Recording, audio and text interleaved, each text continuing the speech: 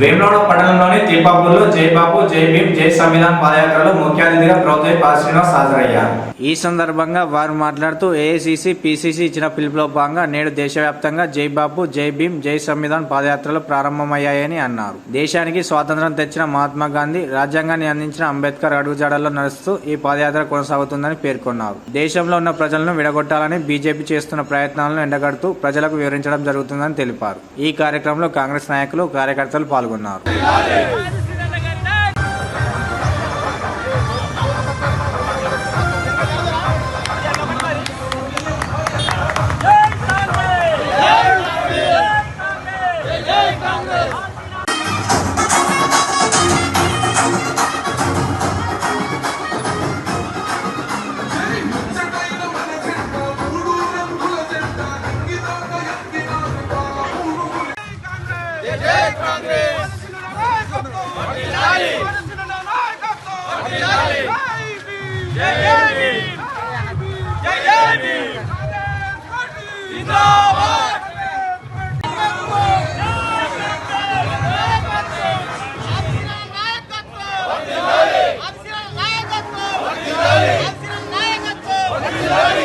AICC మరియు PCC ఇచ్చిన పిలుపులో భాగంగా జై బాపు జై భీమ్ జై సంవిధాన్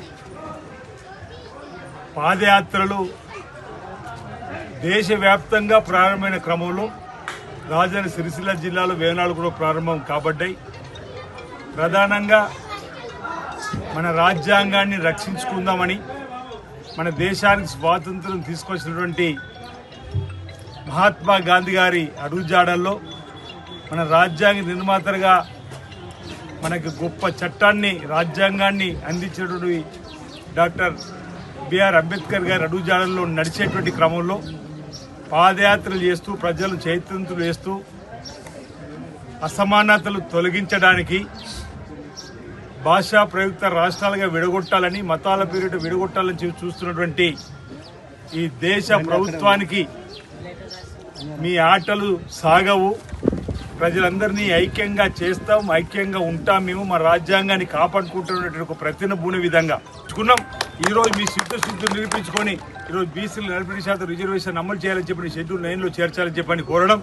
అదేవిధంగా కాంగ్రెస్ పార్టీ అగ్రనేతలు లోకసభలో 100 సీట్లు గల కాంగ్రెస్ పార్టీ లోకసభలో పక్ష నాయకుడు ఉన్నటువంటి పెద్దలు శ్రీ రాహుల్ గాంధీ గారిని కూడా కలిసి, మా పీసీ అధ్యక్షుని ఆధ్వర్యంలో శ్రీమతి సోనియా గాంధీ గారిని కూడా కలిసి పొన్నప్రభు ఆధ్వర్యంలో వారికి కూడా ఏదైతే అసెంబ్లీలో 42% బిల్లు ప్రవేశపెట్టి ఆమోదం పొందజేసిన అంశాన్ని చెప్తూ, ఎస్సీ కేటగిరీషన్ కూడా చేసిన అంశాన్ని చెప్తూ లోక్సభలో ఈ బిల్లు పాస్ అయ్యే విధంగా మేమంతు ఒత్తిడి కూడా ఉండాలని చెప్పి, మేము సాగలని చెప్పిన వారు కూడా కలిసి రావడం జరిగింది.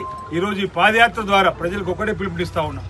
ప్రజా సంక్షేమే పరమావధిగా ఆనాటి ఇందిరమ్మ రాజ్యం, ఆనాటి జవహర్లాల్ నెహ్రూ కానీ, ఇందిరాగాంధీ గారు కానీ, ఈరోజు పివి నరసింహరావు గారు కానీ, మన్మోహన్ సింగ్ కానీ, ఈరోజు అనేక మంది ప్రధానులు కాంగ్రెస్ పార్టీ పక్షాన అనేక చక్కటి సంక్షేమ కార్యక్రమాలు అమలు చేయడం జరిగింది. ఈరోజు కొత్తగా రేవంత్ రెడ్డి గారి సర్కార్ ఆడతలకు ఆర్టీసీ